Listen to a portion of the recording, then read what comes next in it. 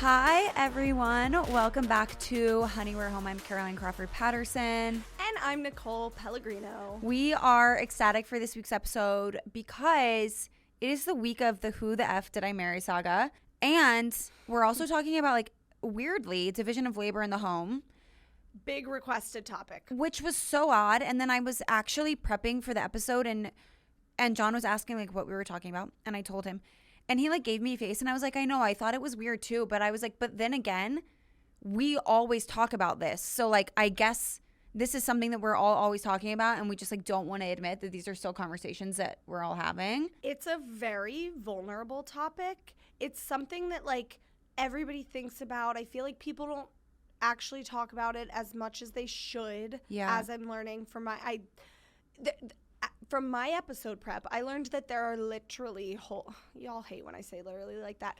No. There are whole... They don't hate it. It's that I say it literally, and then you started saying literally because I say literally. That's what happened. And because also John came on and he started saying literally too. And like mocking us? No, like because I say it so much. My 2024 resolution is to cut that word out of my vocab. I need to cut out literally and like. Anyways. Yeah. Well, it's embarrassing. Let's all make a pact together. Yeah, it's embarrassing. But yeah, no, there are whole podcasts dedicated to the topic of division of labor in households. Like, yeah. It is really just such a big thing that comes out in relationships and comes out more when you're having kids, obviously. But it really is just such a big topic. Yeah, it's huge. That we're going to get into. No, we're really going to get into it. And then the other thing that is like kind of hilarious and controversial and makes me actually want to like cry talking about this, but we got a crazy email about porn use. And we couldn't pass it up. Like, I'm sorry. We could not pass up to talk about it. So if you stay tuned. It's really good. And I have a lot of thoughts on it. Yeah, and you know, I weirdly love talking about anything related to sex. I know. I texted Nicole. I was like, this is such a strange suggestion coming from me. But I was like, but we should talk about that email. And I was like, gotta take I saw the light. I gotta take it. Caroline wants to talk about sex. Oh, no, it's not. It's like, yeah, but okay. We will get there. Okay, first. It's an important part of life. Tell us updates. Well, here's the thing. What's today? Friday. Yeah. This week hasn't feel real. I told you this right before. So as you guys know from the last episode, I had a very exciting big life update. Very thankful for that I'm able to do this. But if you missed, I quit my full-time job. I'm on my own as a content creator. First of all, I didn't plan any sort of announcement. The day of my last day, I posted on Instagram. It got a lot more likes and attention. Like, I officially feel like the most popular girl ever. Like, it made me realize how much people like to see a big life change in other people and how much attention big life changes get. Yeah. Which for an attention whore like me, I'm obviously like soaking it up. Yeah. But it has been like weirdly overwhelming. Like, yeah. Yeah, I mean, yes. But I'm riding this high of feeling popular. But you should feel popular. People have been reaching out with the nicest messages, the nicest, like, you got this, you're awesome. Like, and that's why truly I was so busy yesterday, even though I technically only did 2 things with my day yesterday. But other than that, I was on the phone constantly. I was answering. Like, when you just get blown up about something like wedding or whatever, you feel stressed because you want to get back to everybody with a thoughtful message. Yeah. That's how I've been feeling. So if I haven't gotten back to you yet, thank you. I'm acting like I won again. No, but this is funny because we both got popular from our weddings. The amount of attention that you get around planning your wedding, it becomes like intoxicating. Yeah. And then I think, I'm sorry, this is so sick of me to say, but it's so true. I think that after that's over, you're introduced to this like rush and you're like chasing the high after that.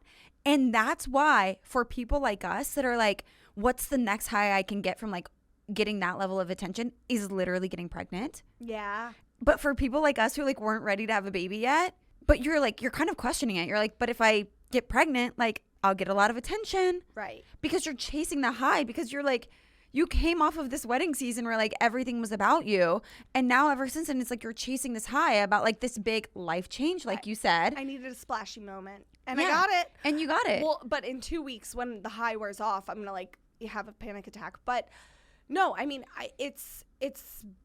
I'm just like excited. It's a lot of pressure because anytime you do a big career move or you leave a job, everybody's like, can't wait to see what's next. Can't wait. And I'm like, that's annoying. That's what we were talking about on the phone last night. Yeah, you actually helped so much because you've done this big career move too. So that's why I was telling my dad, I was like, she like literally was able, or my brother, same. They're very similar. Same. But I was like, I'm glad I have Caroline in this moment because you can relate to doing this. And I got a lot of DMs from like, not content creators, but like small business owners who left their corporate job to chase their small business more and lean into that more, which in a way I'm doing that. Like me as a content creator is a small business. Same with you.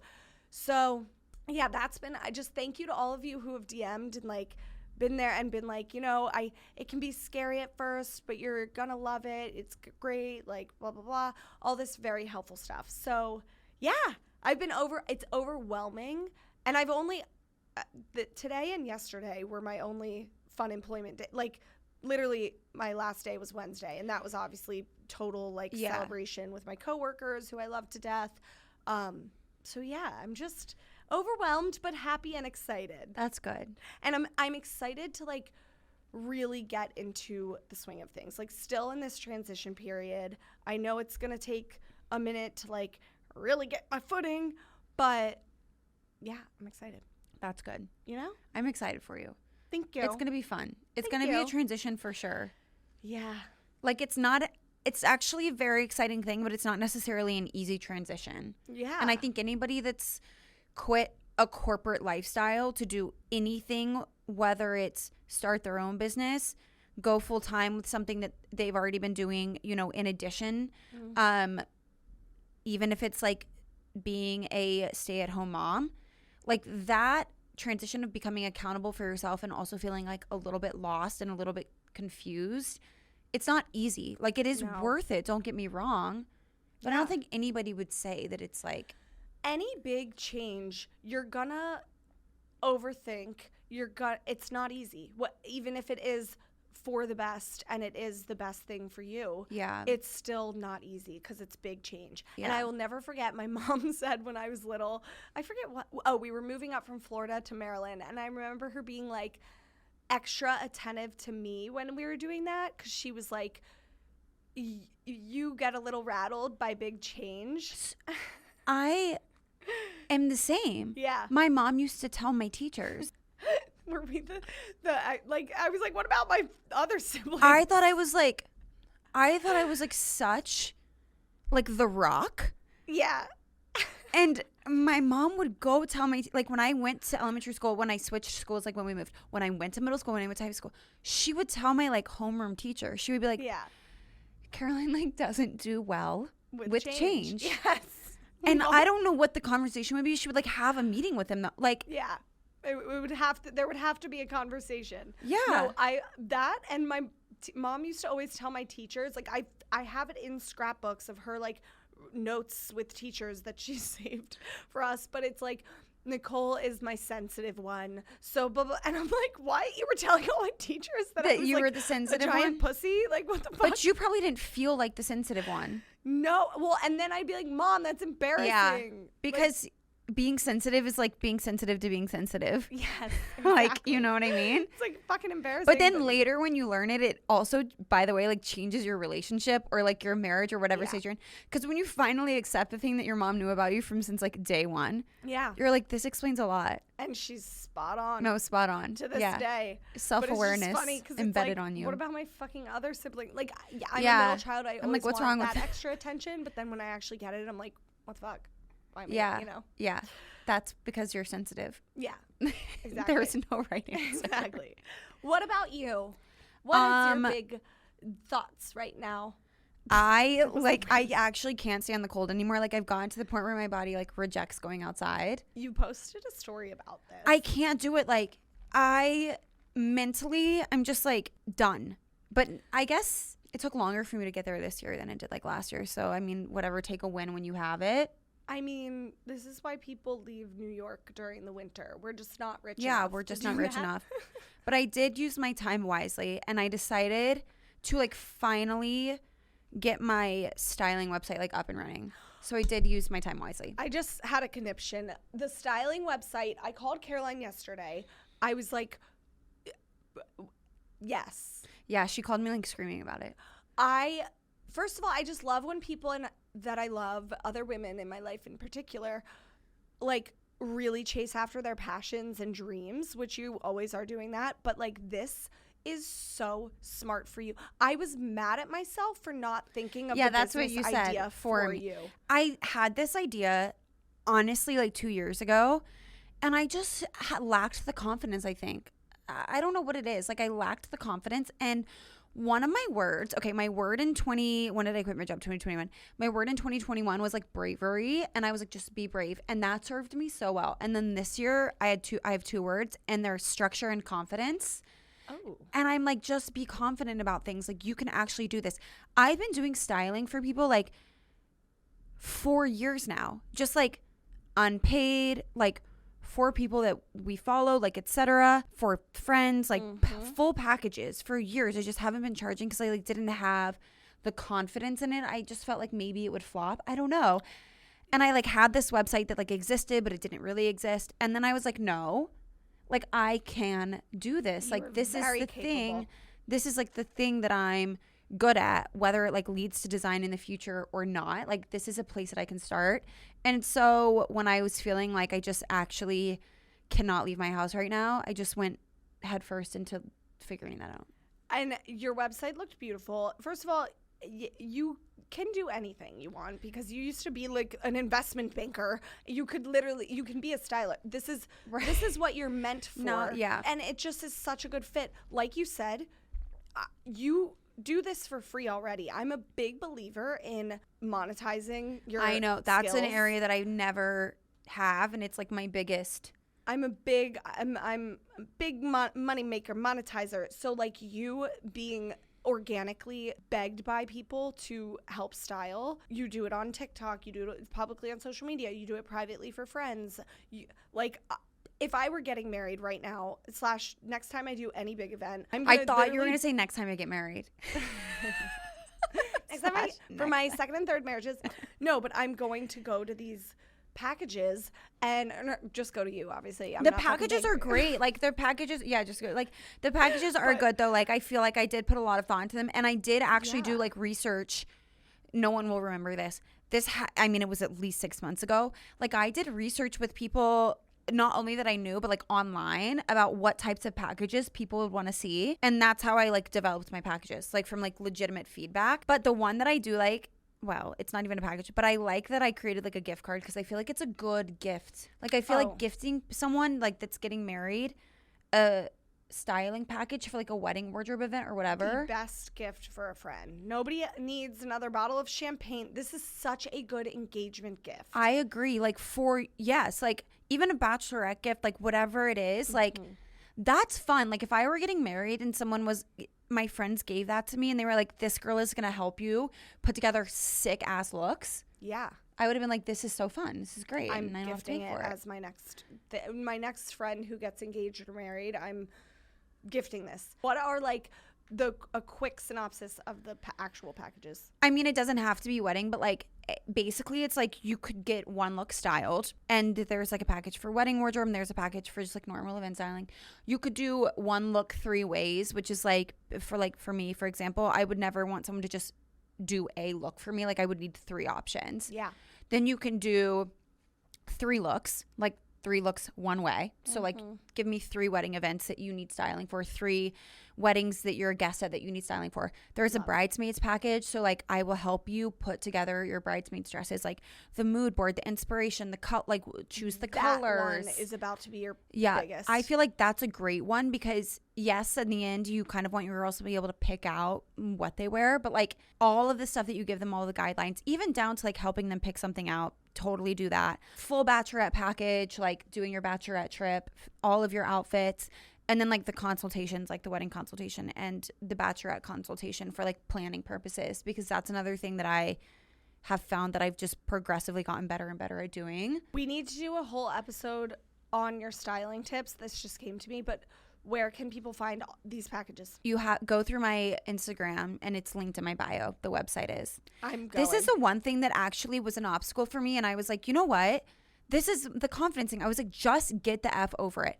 I am having like a domain issue. Like I have a domain and it will not like register back up to my Shopify account. So they're not clicking. And I've spent countless hours trying to get them to click. And I've asked John for help. And this whole time I'm like, well, I can't launch until that clicks. And it's like, no, just launch it. Like you can figure that out later. And so it's all the same stuff. It's just like with the Shopify handle.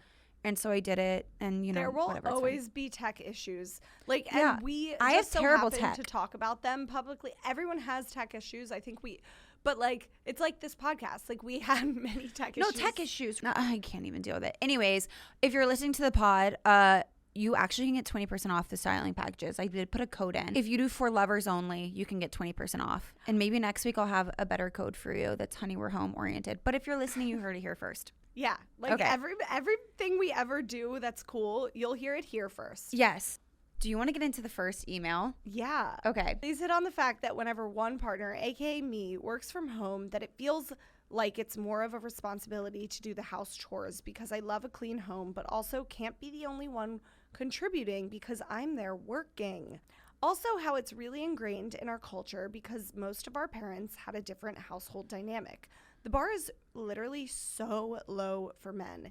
Like even doing their laundry or dishes is like a gold star when it should just be the bare minimum. I love this for us because we have two totally different perspectives on this. Not different perspectives, but like the roles are reversed for us so we can like offer both sides. Yeah.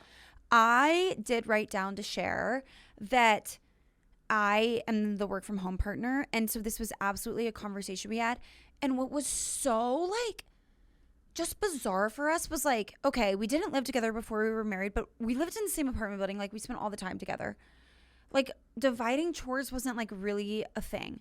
Then like it wasn't a problem. Then when we were together during COVID, the only argument we ever had that I was like, this is so actually boycotted was I would be like, John, the trash needs to go out because it would like smell. And he would be like, okay, like I'll do it. And I'm like, okay, well, like, do it now. And he's like, well, I'll, like, do it in a few hours. I'm like, there was, like, a trash service. I was like, you literally can't get up and tie the trash bag together and set it outside the door? Like, seriously? Like, do it now. But that was it. Then, during COVID, we're all at home together, so we all see everything that each other does. But John slowly went back to work, and I stayed at home. And I was like, I'm doing all the invisible tasks. Every mental chore is on me. And I'm doing, like, way more of the physical stuff. And it was so infuriating. It's exhausting. Yeah. So we had a conversation about it and he prides himself on like helping. And I remember being like, hey, these are all the things that I do that you don't even know I do. Like when I ask you, like, what are we going to have for dinner? I'm the person at home. So like I'm physically waking up thinking about what we're going to eat for dinner because I have to unthaw something in the freezer. Yeah. I'm physically thinking about what we're going to eat for the week or what you like or what you don't like because I'm making the grocery list and then doing the grocery shopping. Question. That's such a good point in the podcast episode that I'll reference in a bit that I listened to before this because it's like the person who's cooking actually has to do so much more work beyond that. Like when you were doing the grocery shopping, the meal planning, the thawing of the meat, who was then cooking? That's the thing is that like we would both cook and John does cook more than me like now, but there was a time when we both cooked and I think that because he cooked he thought like it all evened out. No, that's what this so the podcast episode that, not to cut you off, but no, yeah, I like that you can relate to this girl writing in because it's opposite. And this, let me just preface, this is why this episode was like hard for me. You guys are always saying you want us to get deep and be vulnerable. Well, guess what? I like almost cried when we were gonna do this episode, and I've kind of been what's the word? Are you like dreading dreading this episode because it really makes me feel guilty. And I know, and listen, I'm self-aware. I know things are gonna change, but like I know for a fact Mike does much more of the invisible work. Yeah. Which is what you just talked about, which is kind of those like behind the scenes things. They're mental chores. That are more of the mental. An example of this would be like submitting a maintenance request when something goes wrong in the apartment to our apartment building's management company. That's something like, I'm like, hey, Mike, the drain's clogged again. Can you submit a maintenance request? When really, it would take me 3 minutes to do that. Yeah. And I have once out of the 50 maintenance requests. Or like Mike has to make sure that he's home. Just because he works from home doesn't mean that like he doesn't have other things going on. He has to make sure that he's home and not on a call and not in the middle of a work thing when the maintenance person comes. Right. And don't get me wrong, I'm not trying to sit here and like shit on myself. I do a lot of I do some of the invisible work. There's so much of it to be done. So I know what I do. I'm just saying like I know it, he knows it. Mike does more of all the work. Yeah.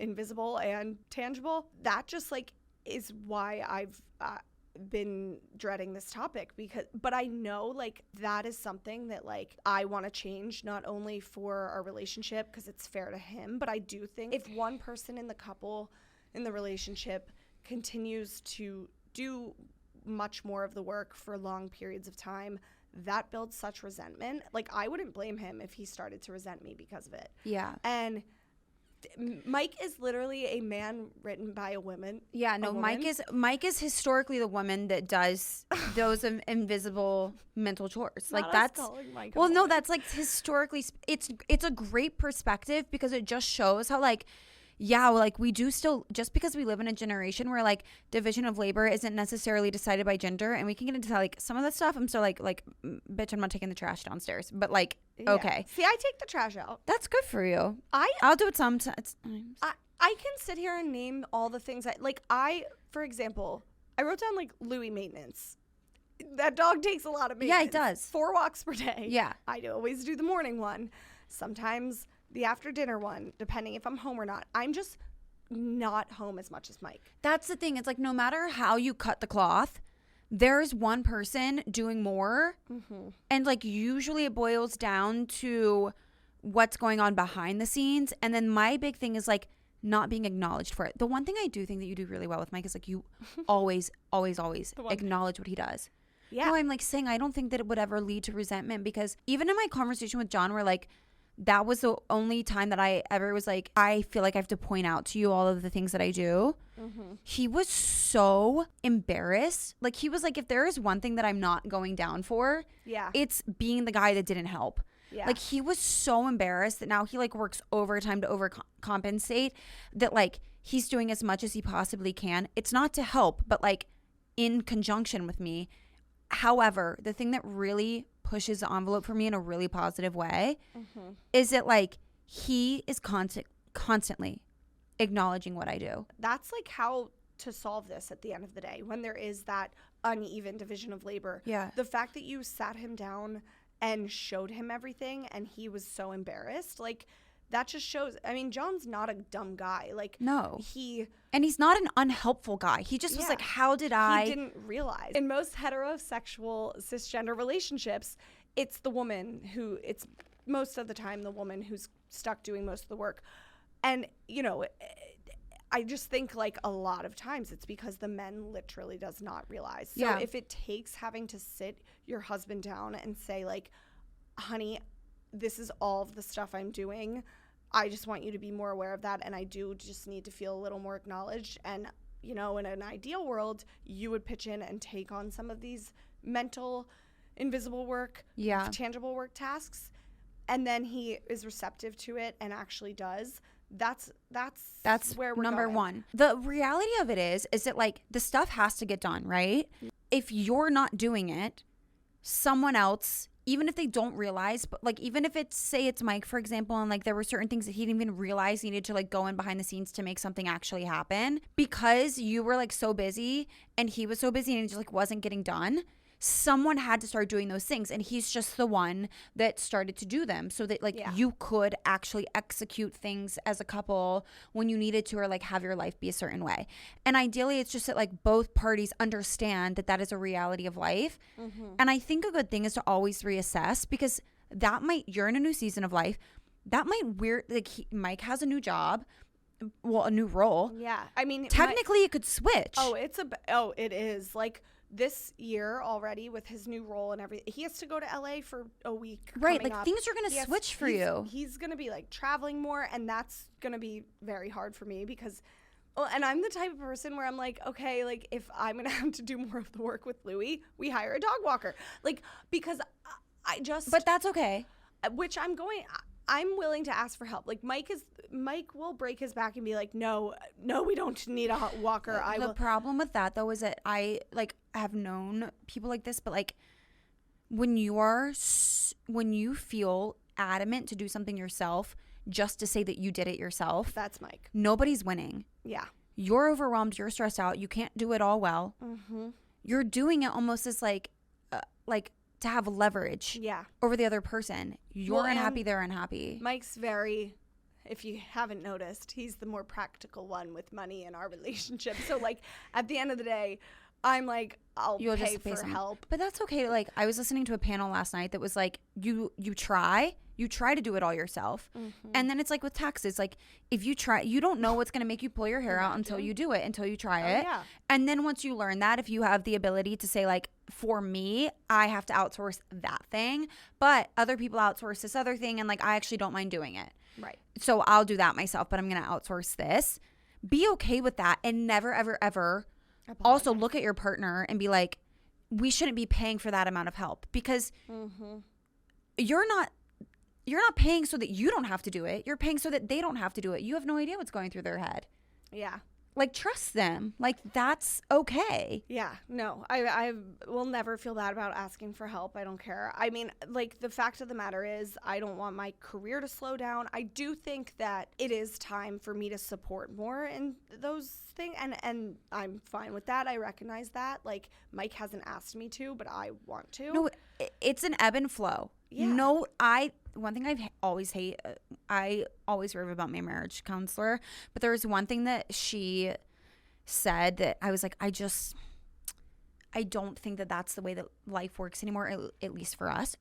When she asked us about division of labor, she was like, so who does what? And we were like, we like go where is needed, which now I know. And also after this pod, I know that like a lot of us in this new generation operate this way. But to her point, we're conditioned to have like separate rules. She was like adamant that like each person needed to have their responsibilities and always be accountable for them. I like that. That's like running. So, okay, this podcast episode that you guys all need to listen to, it was actually very helpful. I got bits and pieces from it, but it's called, one of you DM'd it to me, by the way. I didn't find this on my own. This was a listener said, before you do this episode, listen to this. And I was like, okay. Parent Data with Emily Oster. And they've done studies on all around the division of labor and showing how and why women are stuck with it normally. Basically, they did this study where like they pulled literal schools, like school administrative staff, and they were like, who do you call when there's anything wrong with the kid, if the kid throws up at school, whatever. And they were always like, oh, like majority, I forget the percentage, but the majority of schools were like the mom, like because, and they were like, why? And they were like, well, because the dad is busy at work, or we don't want to bother the dad. And so that it just like it's they always are going to the mom. But do you know why I think though that's a problem, is because why are we not focusing on making the invisible work visible? Like everyone is just like, it's invisible work. It's only invisible because we don't make it visible. Like, well, that's the thing. Like the person in this podcast episode was like, it was like a lawyer or whatever that she was interviewing. She was like, I had to make a list of an Excel sheet to show my husband, and it was like 100 different tasks. And it's like, I keep up to date when the cars need the oil changes, and it was all these little things that the husband was like, whoa. Like they don't realize. Yeah. And if ideally, in the generation that like our kids' generation, this is not even a thing that like a spouse will even have to like expose to them, because we will raise them always, like on my side as a mom and hopefully on John's side as a dad, like that invisible stuff will always be taught as already visible. Like you will go into a relationship already knowing that stuff gets done, whether you're a boy or girl. Like I don't care, because I don't think that it's your partner's responsibility to like teach you that. It was the parents' responsibility. That being said, like we're the product of like a generation that like didn't believe that those things were tasks that really belonged to both gender. Like they believed in gender roles in the house. So that's where we are. And you know what? Like we can't change that that's where we are. I'm like, fine, that's where we are. I'm not going to like be a brat about it and be like, I don't have to teach you anything. No, we're just going to get on the same page and then make it different for the next generation.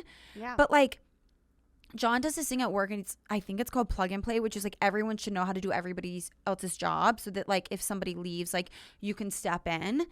And that is how I think we run our household in like the most ideal way. I understand every task that he does, how much work goes behind it. Same for me. A, it means that like I'm not going to take you for granted and you're not going to take me for granted. B, it means acknowledgement is never ending. Even after we hosted game day the other day, I was like, we did really well like throwing this together last minute. And he was like, oh, well, like it's because of you. And I said, I don't know what you mean. Like we literally were together all day. And he was like, right, but like you, when we got married, like you put things on the registry that were like bowls that would be good for like when we host people. Like you made sure that we had like serving stuff. That is very just like introspective of him to like he was like we have everything that we need. He's like, when we clean stuff out and when I wanted to like throw away these cups and napkins, it's like you make sure that there's a place for them and then we keep them for stuff like this so that we're prepared for these things. Like there's so much mental foresight.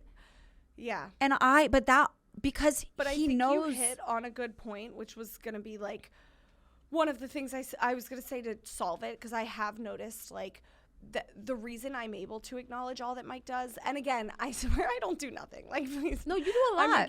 I really do. But the reason I think the best way, instead of like making this big list and being like, look at what all I do, especially before you have kids, do as much as you can together. Not only will it bring you closer, not only will it function as a little activity together, it'll open your eyes to doing everything together. For example, I maintain Louis' hygiene and his beauty. Yeah. Shocker. But like brushing a dog's teeth is super important. Yeah. And men don't realize it. Like that's something where I'm like, I am brushing not Mike's. You're saying I'm doing this. Yeah, like watch me do it. Yes, that's like, say you're doing something. Like instead of, you don't have to do the list if you don't want to, but like shoot him a text, tell them. Right. Hey, by the way, I'm doing this right now. Just like don't keep them in the dark. Or grocery shopping. I used to feel really bad. Okay, so Mike does majority of our grocery shopping too. Again, he's a man written by a woman. Now we do it together. We do when we can together. Yeah, like we started doing it together now too on Sundays. And it's honestly like fun. It's a little date. Yeah. And when as much as we can, we do it together. But when he alone does, he used to turn to me and be like, hey, what groceries do we want for the week? Like, what should we be doing? And even though I already know where this is going because I am Mike. Yeah. He would be the one like cooking the meals and stuff. So I literally would be like, I don't know, like healthy vegetables and meats, like get whatever. And that is like the most infuriating answer anyway. Yeah. Well, like and then ever. I didn't understand why he would get so frustrated and be like, no, like, let's make a list though. Like, help me. Yeah. And I was like, Mike, and then I would gaslight him. This is me, like, truly being vulnerable.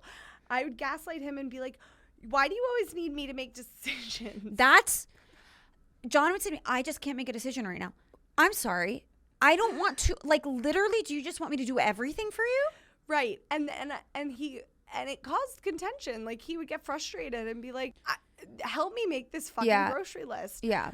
And now I see because, well, when I go grocery shopping, I don't ask him for help and I just buy whatever. And also the bill is, that's what I was going to say. The bill is way more. There's mental work in grocery shopping, which is like, I pay attention to the price tag at every store I go to. I know which store has the best price produce and lasts the longest. So does he. I would never know. Right. But like, that's part of like providing for your family also is like, that is so much mental work. It's like when I make the list, I know exactly how long things are going to last and what it's going to be. And I know the budget we're working with. Yeah. And like to stick to that is mental work. Yeah.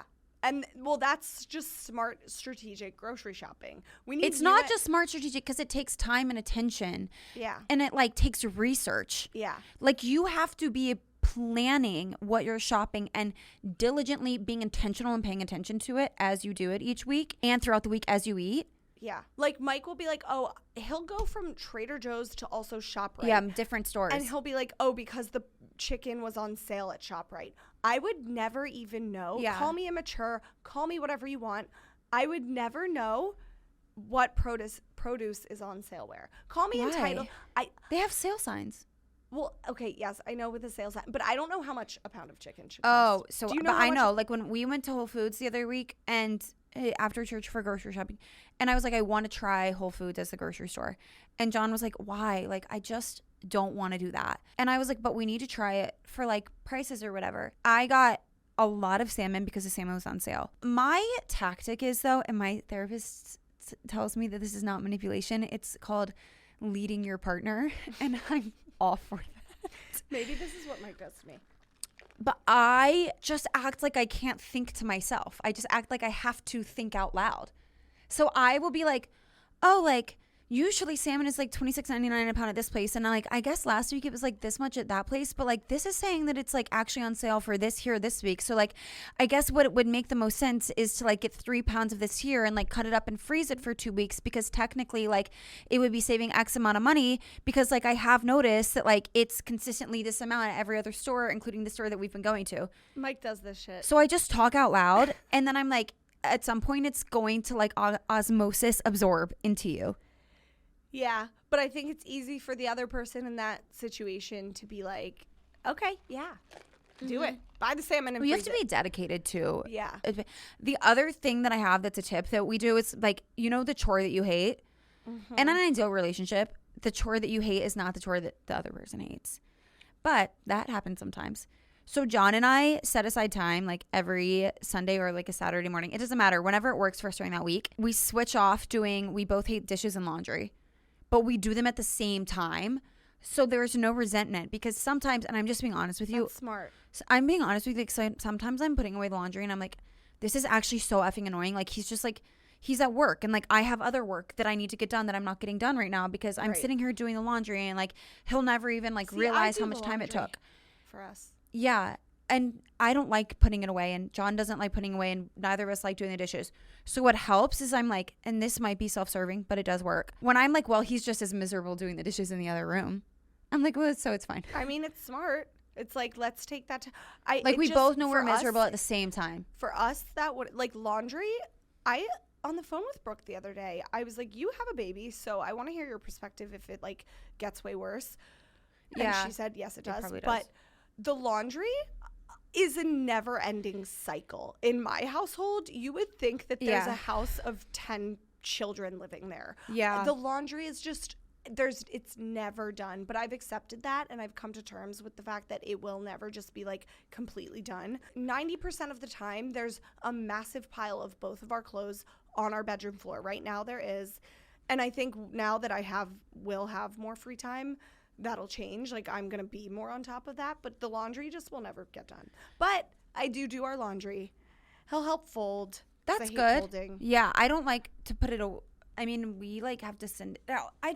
The point is like, if choose the chore you hate and commit to like do that for your partner. Like do their chore that they hate, and you do their chore that they hate. Here's also one of my questions. As I've said in previous episodes, I'm Captain Fun. Okay, so I plan our social life. I plan trips. I plan big happenings. I plan dinners. I plan a lot of our dates. He does too. Fuck. And Mike's Superman. I don't know how he does it all. He's very good at his job. He works crazy hours too. But does being Captain Fun count as labor? And I would argue that it does. No, it does. Because it counts towards the overall happiness and well-being of the couple. No, it does count, but the thing is like there are so many things that nobody wants to do. And when all of the things that no one wants to do fall on one person, Yes. it's like being bad cop, good cop in parenting. Like, you cannot always be bad cop. Like, just because the other person is good at being good cop. Like, sometime you guys need to learn. Like, that's my point.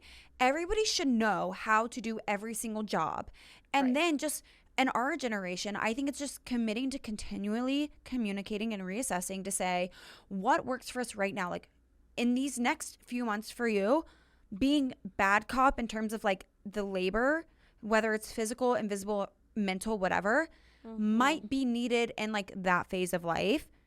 And like, that's okay. And you're not going to enjoy it. But Mike like didn't enjoy it. And then maybe Mike can do fun planning, or he needs to learn how to do it. Right.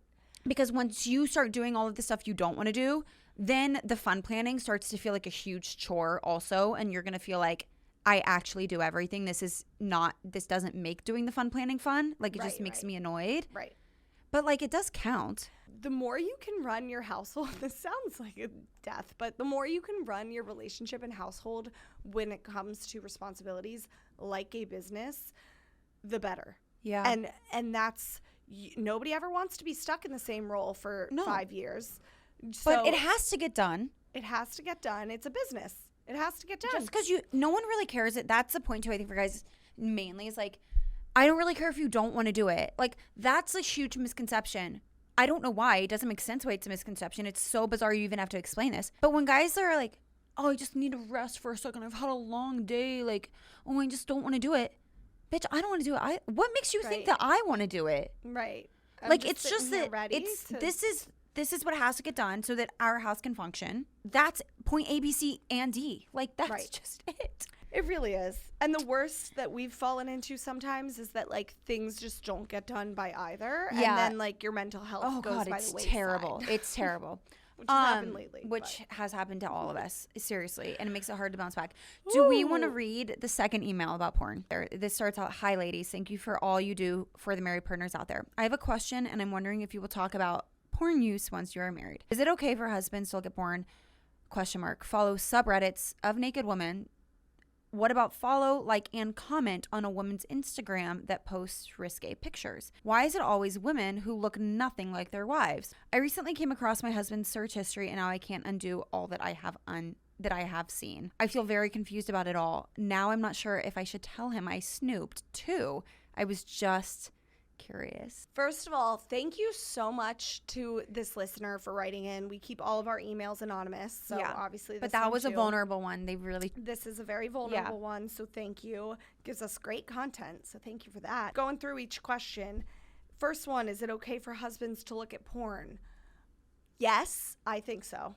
I think in the best relationship, you look at it together.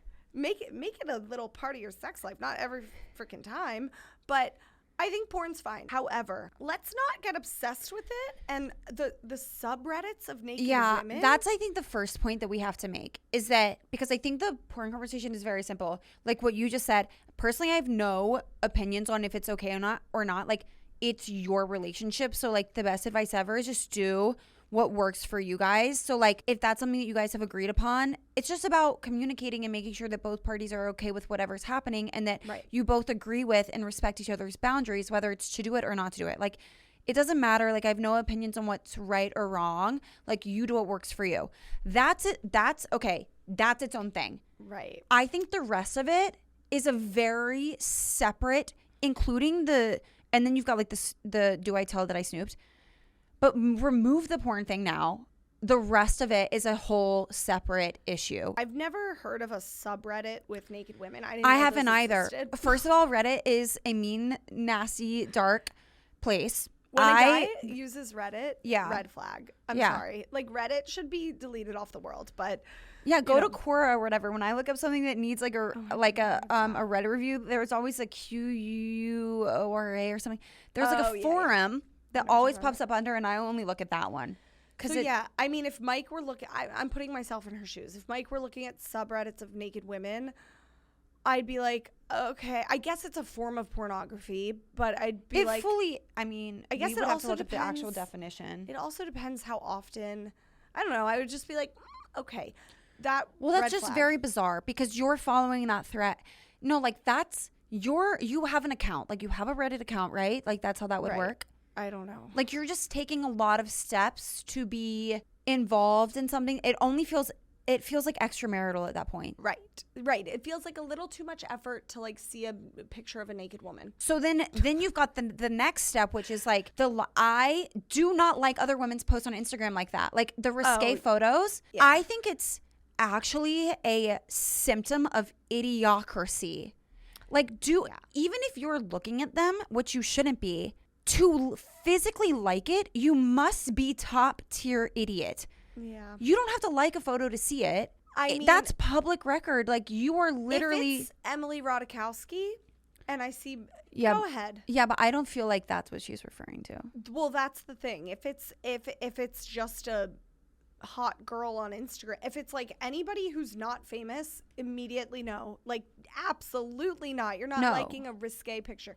No. Is it like porno she's referring to? No, I think it's like like naked girls. Yeah, like I think it's girls that cater to a predominantly like male audience. Like she's saying that they like these are accounts that are like continuously like they're posting like hot girls basically. Like say it's like a big predominantly male account that just posts photos of like girls' butts or something. Oh yeah, no. That's I mean that's just like pervy weird.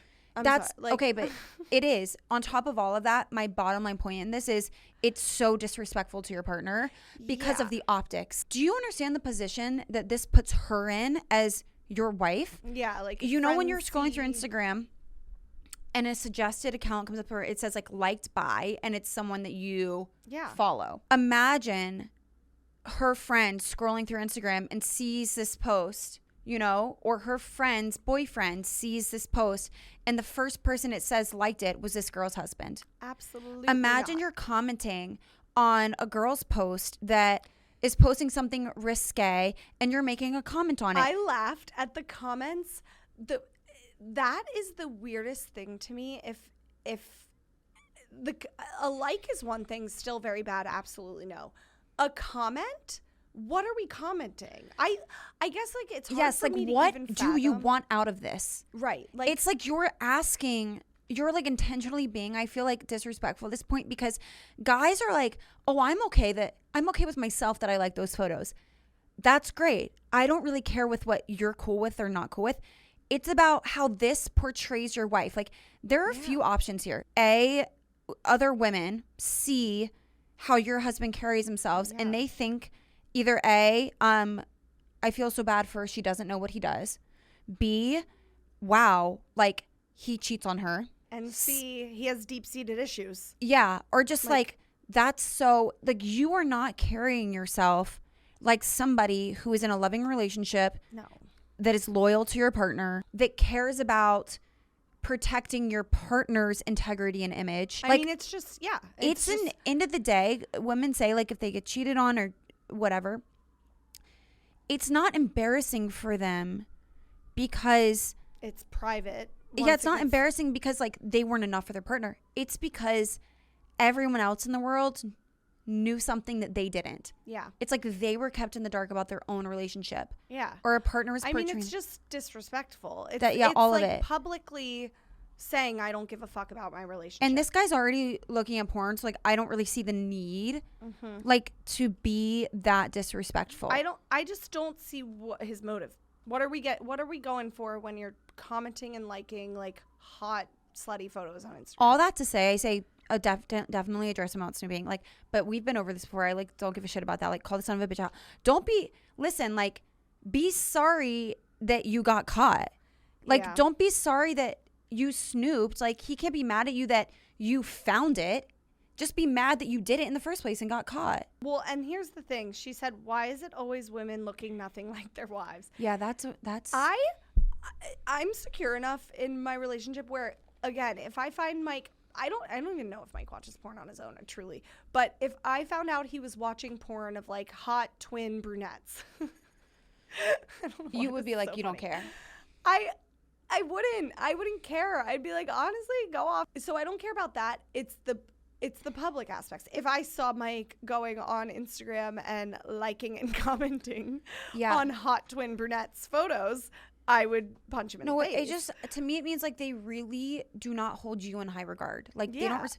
That's why I think, like, he can't be mad that you found it. He just has to be mad that you got caught, because eventually, if you didn't snoop, someone was going to see the photos he was liking and they were going to send them to you. Like, it was going to come to light regardless. Well, so and I need to know, like, with all these questions, what is their intimacy and sex life like? Is there nothing happening? Is there, I mean, she's right in every aspect. He's very in the wrong throughout this whole situation. But I think when porn and whatever else, subreddits, really become a huge issue is if he's only going to that, and if not coming there's to her. nothing. But even the thing with, like, and not to say, like, this is why I just think it needs to be a conversation, and whether it needs to be a quick conversation or this is like something that you end up saying, I would love if we went to counseling about this.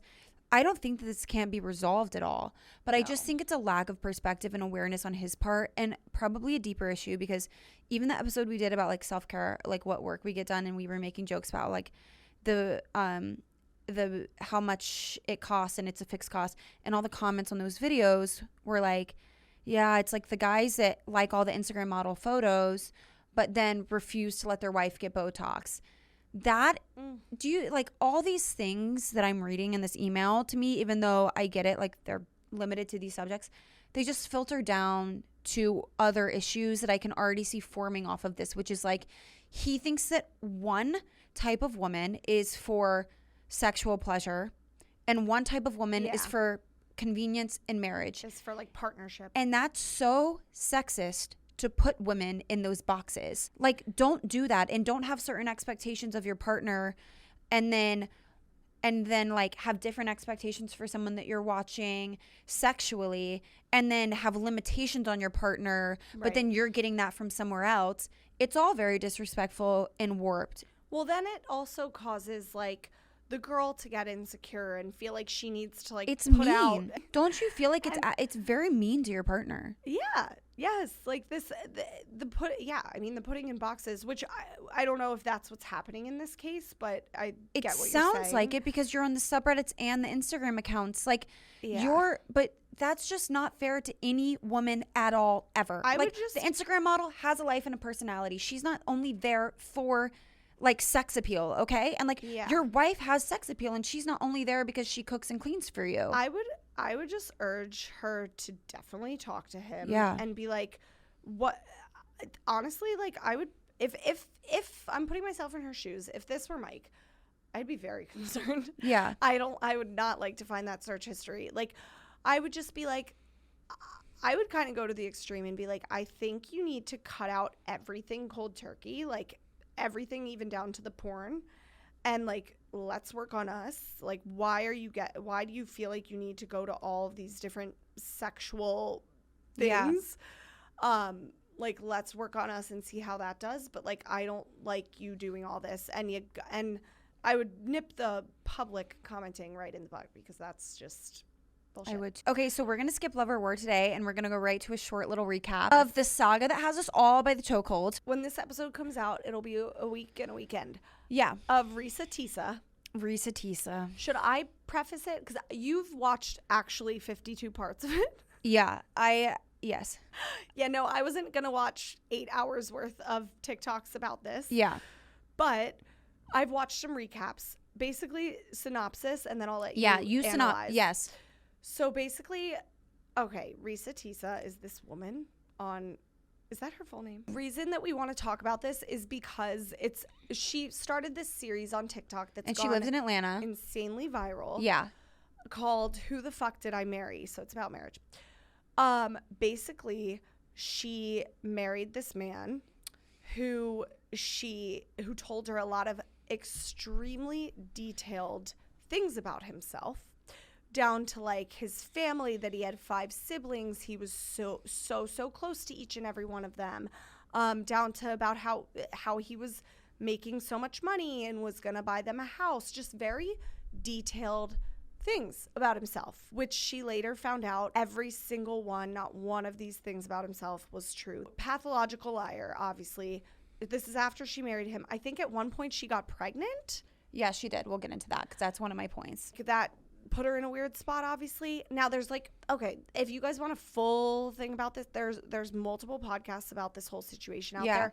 It's starting a larger cultural conversation of like, should we be outing people? I've seen people say like, should because then like thus now like now that she's outing him, it's then like backfiring on her and everything, all this kind of stuff. She was very clear about why she did this, and I will immediately defend her on that. And she's such a good storyteller. Can we just say she's a fantastic. Also, like she said, one of the big points I took from this is it, and even when we were having our conversation about single friends, we are in an age frame where we have a lot of friends and like we don't know because we've never been in this situation, so it could easily be us as well. Like we really do not know.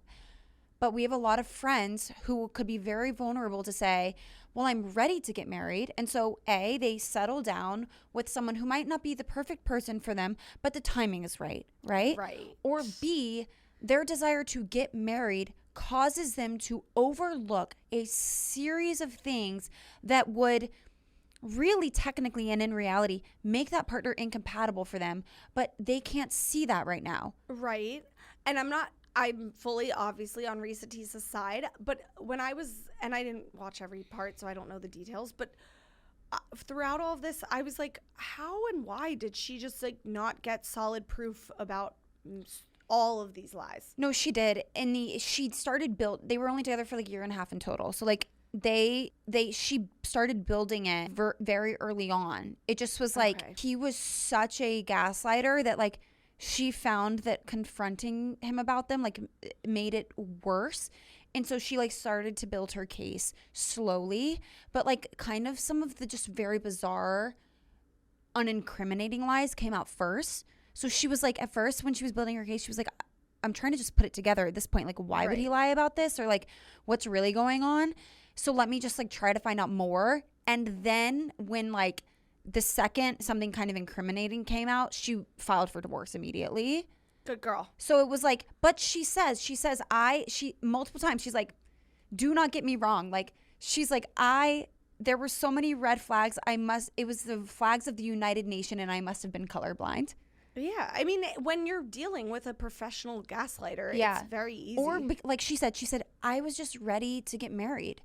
And I think that's the bottom line too, is like, do not let your desire to get married and start a family overpower the situation that you're actually in. And she said, that's why I'm making these videos. Right. Like people, like you said, people who we know, people in everyday life, let their desire to get married cause them to actually overlook red flags on a way smaller scale. Like this is on a crazy scale. Like this man was truly. Yeah. You want to finish your synopsis? Or synopsis? The thing. I was like, yeah, I mean, what else? That's all I know. Okay. Well, basically, summary part. Like, shout out to Tiffany who works at Betches. She did a 3-part series summarizing. Oh, smart. It was like on the Betches TikTok. That's what I watched. That's what we watched. And it was like it was just like going through the whole Risa Tisa situation for those of us that don't feel like watching 52 parts on TikTok. I think in the end, basically, he definitely has like a lot of mental health issues, but he was impersonating the life of a brother that he had. He told this girl he was like a VP, kids, like all of this stuff. He was impersonating this life of this brother that he actually like lied about.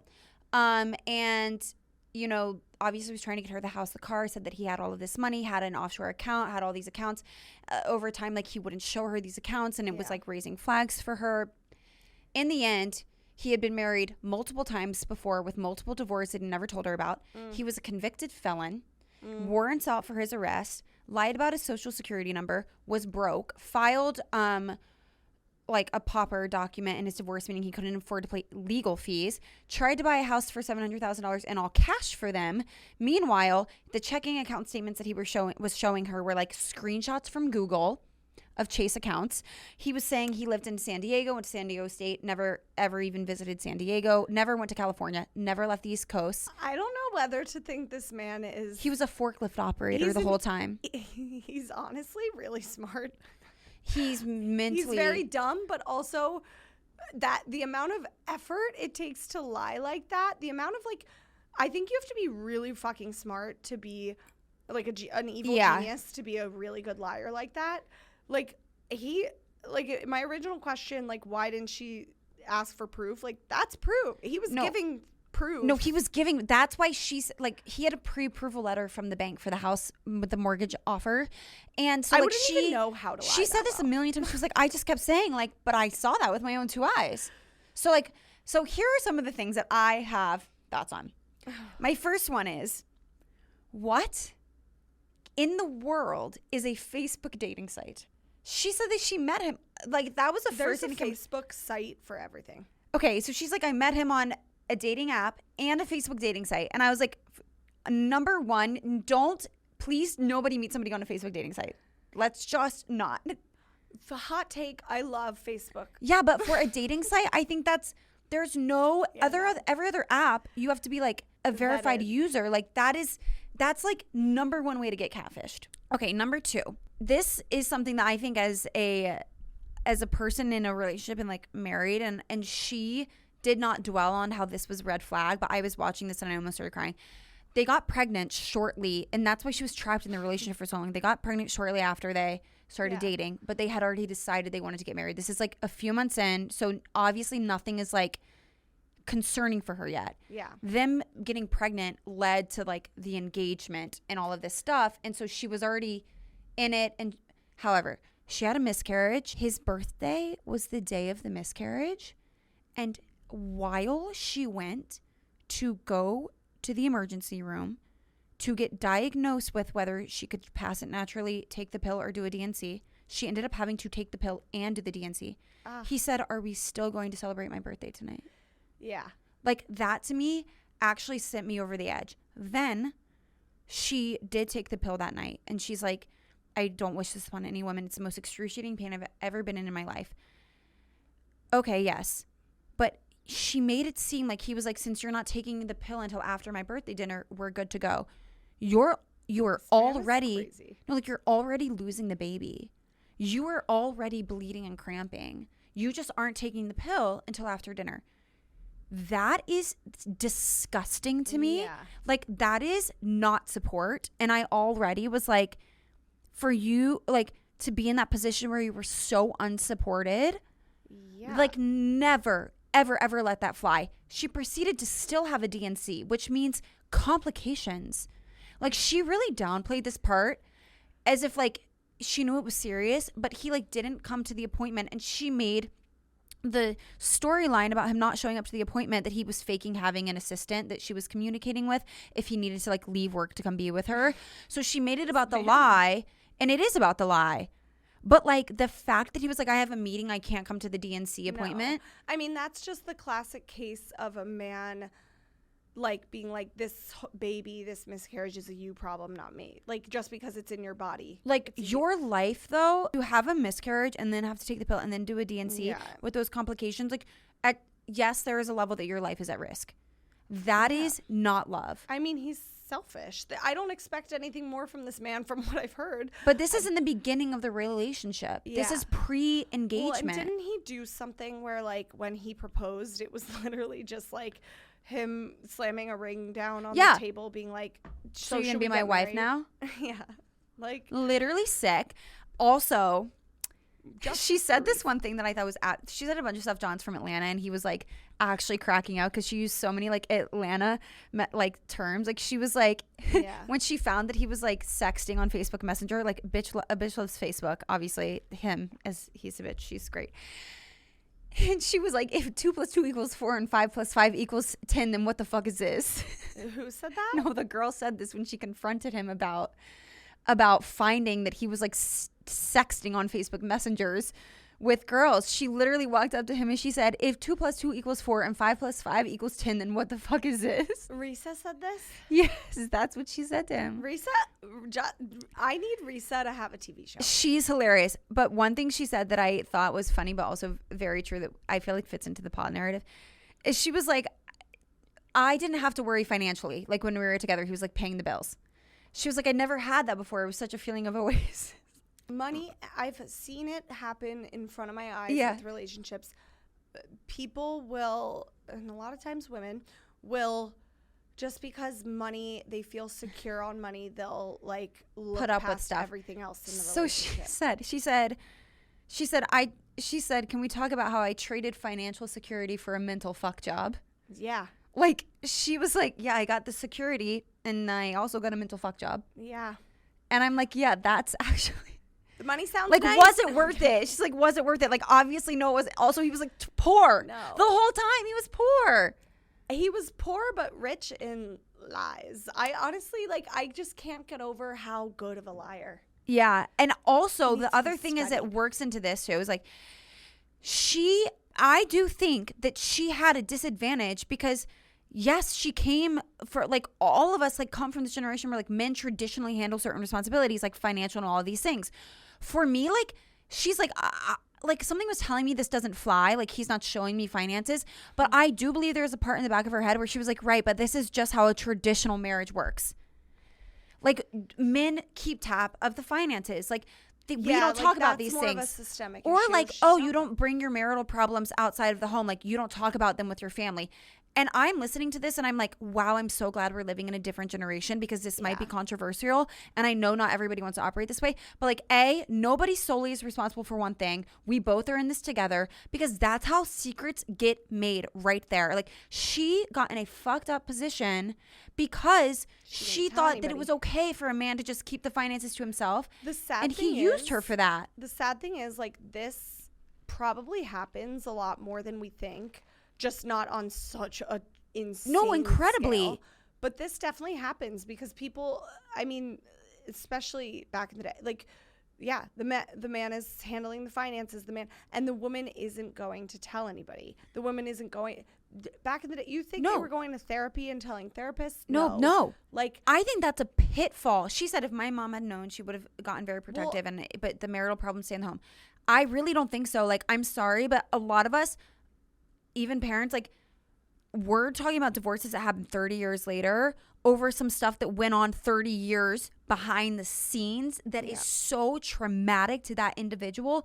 They will never, ever be the same. You can't tell me also it was just worth think it to keep stuff a secret this at is that just point. why I'm such a proponent of, like, girlfriends being open about things, Yeah. like, vulnerable and open. If you are facing issues in your relationship, like, talk to your girlfriends about it, because if Risa had talked to a friend early on, Yes. I'm sure she could have avoided. But you have to have a friend lot group of where it's like, A, you complaining doesn't mean that person sucks. Yeah. Like, but B, so that if you ever, I have like a check-in with myself. If there's ever anything that John possibly did that was like so bad that I felt like I didn't want to tell my friends, that is my reality check. Yeah. Like, there should never be anything so bad that I don't want to tell my friends. And if there is, I have a problem. Yeah. And at least take it to a counselor. But that's how I keep myself in line with those things. And I do think tell your family, because if your family is being unreasonable, I do think that you will be able to see it and like get over it or whatever, or fix it together. But this is how we like at least be aware to keep your family members safe in these situations when like something terrible is going on and they can't see it. And I hopefully don't think any of our listeners are ever going to have to deal with the Risa seriously scale of a situation. But to that point, I think it's hard for people to like open up and be vulnerable like that with their friends and family, because it's, especially if they're the first ones to bring that up.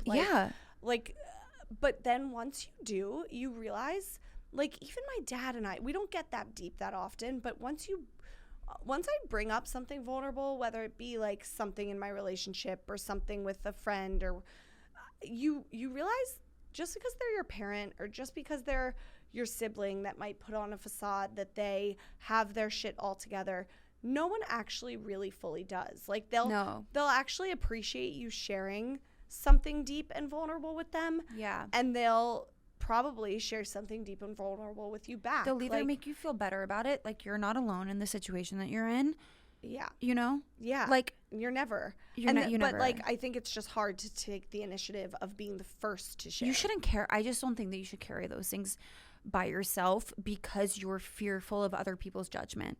Yeah. Like I think that worst case scenario is that it does put a lot of people in situations where they're not only carrying secrets, but they're carrying abuse or manipulation and they don't even realize it, like, because they're so deep into it, and that takes a really huge portion of your life to like recover from. Yeah. And that's not fair, because we've built this idea that like that stays within the home. Like, it's just, there's a line there. Yeah. There's fully a line.